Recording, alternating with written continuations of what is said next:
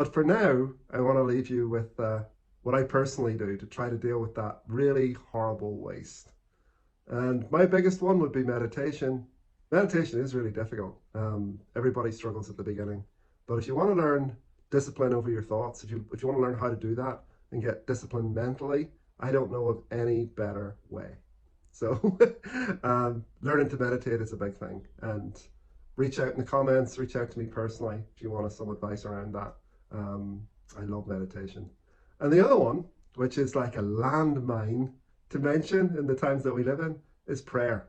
So when you're able to give yourself up to a higher power and let go and learn that all things must pass in that way and ask for help and be grateful for everything you have, a lot of that emotional leakage and energy you will find it'll come back to you.